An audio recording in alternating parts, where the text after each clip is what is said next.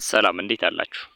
በዚህ የዩቲዩብ ቻናል ዛሬ ይዤላችሁ የቀረብኩት የአማርኛ ፊደል ፐ ብለን እንጠራታለን ማለት ነው። ፐ በቅርጽ እዚህ ጋር እንደምትመለከቷት ናት። ፐ ከአንድ ቋሚና ከአንድ አግዳሚ የምትመሰረት የአማርኛ ፊደል ናት። ስለዚህ እነሱም ሰባቱንም ቤቶች የማሳያችሁ ይሆናል ማለት ነው። አብረን እንላለን። ፐ፣ ፑ፣ ፒ፣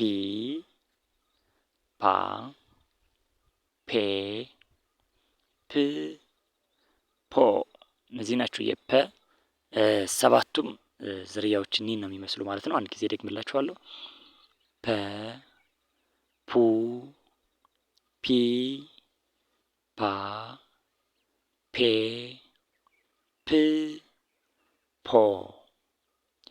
ከፐ ቀጥላ የምናገኛት የአማርኛ ፊደል ደግሞ ጰ እንላታለን። ጭጰ ደግሞ በባለፈው ክፍል ጸን አሳይቻችኋለሁ። ሁለተኛዋን ጸ ማለት ነው። ስለዚህ ጸን እንጽፍና ካናቷ ላይ ቅጥል እናደርግባታለን ማለት ነው። አንድ ቋሚ መስመር እንጨምርባታለን ማለት ነው። ስለዚህ ጰን ስትጽፉ በጥንቃቄ መጻፍ ይኖርባችኋል። በቅርጽ ትንሽ ጠመዝምዝ ስላለች ከሌሎቹ የአማርኛ ፊደላት ማለት ነው። ትንሽ ለየት ያለ ቅርጽ ያላት የአማርኛ ፊደል ናት። ሰባቱንም ቤት እልላችኋለሁ። ጰ፣ ጱ፣ ጲ፣ ጳ፣ ጴ፣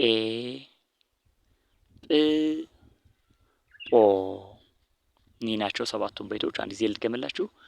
ጰ፣ ጱ፣ ጲ፣ ጳ፣ ጴ፣ ጵ፣ ጶ ሰባቱም የጰ ዝርያዎች እኒህ ናቸው ማለት ነው። እንግዲህ ፐንና ጰን ሰባቱንም ዝርያዎች አይተናል። ሁለቱንም በአንድ ላይ እዚህ ጋር አስቀምጥላችኋለሁ። ይኸው ፐ ከታች ጰ፣ ፑ ከታች ጶ፣ ፒ ከታች ጲ፣ ፓ ከታች ጳ፣ ፔ ከታች ጴ፣ ፕ ከታች ጵ፣ ፖ ከታች ጶ። ስለዚህ እነዚህ ሁለቱም የፐና የጰ ዝርያዎች ናቸው ማለት ነው። ቅርጻቸውን በደንብ ለዩ። በድምጽም ልዩነት አላቸው። ይሄ ፐ የምንለው ፐ በአማርኛ ቋንቋ ሕግ እግድ የሚባል የድምጽ አፈጣጠር ያለው ፊደል ነው ማለት ነው። ፐ ስንል አሁን ፐ ግዴታ ሁለቱም ከናፍራችን መነካካት አለበት። ከንፈራችን ሁለቱም ይነካካል ፐ ስንል ማለት ነው። ጰ ደግሞ ነዛሪ የሚባለው የአማርኛ ሰዋስው ሕግ ነው ማለት ነው ያለው ነዛሪ የምንለው ማለት ነው። ስለዚህ ጰ እንላለን። ጰ ንዝር ይላል። ሁለቱም ከናፍራችን ይነካካል። ግን እንደ ፐ ለቀቅ አናደርገውም። ጰ ይላል።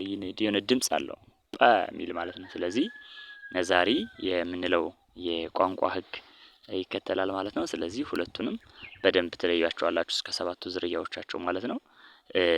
ቀጥለን ደግሞ የምንመለከተው እስኪ ቃላቶቹን እንመስረት። በዚህ በሁለቱም ቃላቶችን መመስረት ነው ማለት ነው። እስኪ የመጀመሪያው በፐ ይኸው ፐ ፐርም፣ ፐ ፐርሰንት ማለት እንችላለን።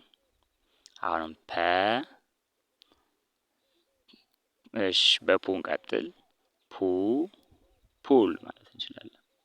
ፑል ፒ ፒዛ፣ ፓ ፓፓያ፣ ፓ ፓፓያ ማለት እንችላለን። ፔ ፔንዱለም ማለት እንችላለን። ፔንስል፣ ፔን የመሳሰሉትን መጨመር እንችላለን። ፕ ፕላስቲክ ማለት እንችላለን። ፕላዛ፣ ፖ ፖሊስ፣ ፖ ፖስታ የመሳሰሉትን መጨመር እንችላለን ማለት ነው።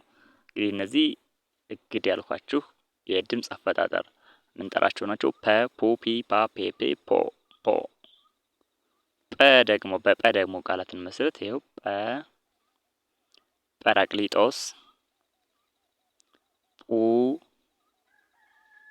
በፑ እናንተ ኮሜንት ላይ አስቀምጡልኝ። ጲ ላጲስ ጲላጦስ ጳ ጳጳስ ጴ ጴጥሮስ ጴንጤ ጴንጤቆስጤ ጵ ጵጵስና ኢትዮጵያ ጶ በጶ እናንተ አስቀምጡልኝ። እንግዲህ እነዚህ የፐና የጰ ቤቶች ናቸው ዛሬ ያየናቸው ማለት ነው።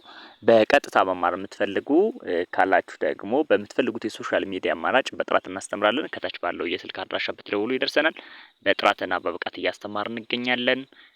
በውስጥ መስመር በምትፈልጉት የሶሻል ሚዲያ አማራጭ ብትደውሉ ይደርሰኛል። በቀጣይ ክፍል ቪዲዮ እስከምንገናኝ ድረስ ሰላም ቆዩ።